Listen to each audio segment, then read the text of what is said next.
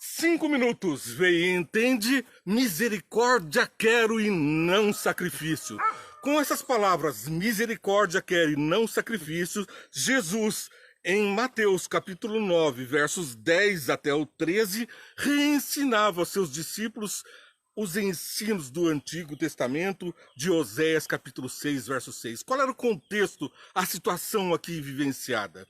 Primeiro, estando Jesus em casa, foram comer com ele os seus discípulos, muitos publicanos e pecadores. Que maravilha receber em casa as pessoas que amamos. Ali estavam os discípulos, as pessoas mais próximas, os publicanos e os pecadores, aos quais Jesus ama e por eles também veio a trazer salvação e redenção.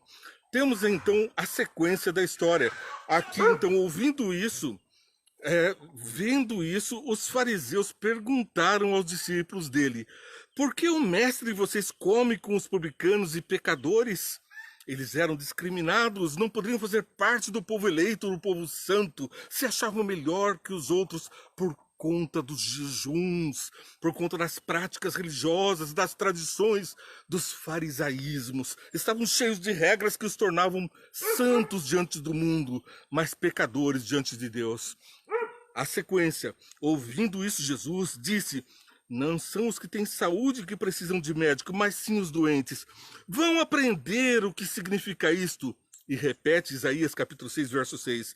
Desejo misericórdia, não sacrifício, pois eu não vim chamar justos, mas pecadores. Foi para mim que Jesus veio, foi por mim que ele veio me chamar, eu, um pecador, não aquele que está de joelhos, fazendo penitências, pagando por pecados, dando ofertas, fazendo jejuns, cilícios, martírios de toda sorte. Para encontrar a salvação, nós pisamos onde Jesus pisou. Ele sofreu, aplainou os caminhos. Ele disse que veio aplainar as veredas. É em Jesus que temos a nossa salvação e o nosso Salvador. Veja que maravilha, nós temos essa visão de salvação registrada em Isaías, quando ele repreende a questão dos jejuns forçados. O jejum é uma coisa maravilhosa, não vamos esquecer, Jesus venceu o tentador com jejum e oração por 40 dias no deserto. Mas Isaías capítulo 58, versos 1 a 8, principalmente leio de 3 os seguintes: porque jejuamos e dizem e não ouviste? Porque nos humilhamos e não nos reparaste? Contudo, no dia do seu jejum, vocês fazem o que é do seu agrado, do agrado de vocês. Exploram os seus empregados. Seu jejum termina em discussão e rixa, em brigas, socos brutais. Vocês não podem enjoar como fazem hoje e esperar que a sua voz seja ouvida no alto. Como então nossa voz vai ser ouvida nos céus? Através de martírios, súplicas, através de sacrifícios e jejuns, onde as pessoas, em vez de se sentirem humildes, se sentem exaltadas por estarem fazendo um sacrifício que Jesus já fez? O jejum que desejo não é este: soltar as correntes da injustiça, desatar as cordas do jugo, pôr em liberdade os oprimidos e romper todo jugo. Não é partilhar sua comida com o faminto, abrigar o pobre desamparado, vestir o nu que você encontrou e não recusar ajuda ao próximo?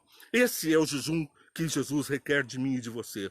Estamos todos prontos para passarmos pelo deserto da tentação em jejum e oração? Sim, mas não para contristamento, não para parecer pálidos diante dos demais, para parecer justos, mas para aproximar o nosso coração, sentirmos que da nossa humanidade precisamos daquele ser divinal que nos criou, daquele maravilhoso resgatador e salvador. Em contrição, encontramos o pleno perdão no Salvador. Jejum e oração ajudam a mente a se desintoxicar com os excessos de alimento, com os excessos de todo tipo de coisas que intoxicamos o corpo, não só com alimentos, mas com filmes, com novelas, com comunicações frívolas, conversas de botequim. Nós precisamos de um jejum, um momento para estar a sós com Deus. E é isso que nos ensina Isaías, consolo para o povo de Deus, que nos traz hoje companheiros do jejum. do capítulo 58, versos 1 ao 8. Esteja com Deus. Nós estamos diariamente nos 5 minutos Vem Entende com você. Daqui a pouquinho, Entendendo a Bíblia em Boa Companhia, traz os outros versos que confortam a nossa mensagem e a esperança em Jesus. Que Deus te abençoe e te guarde em todos os teus caminhos.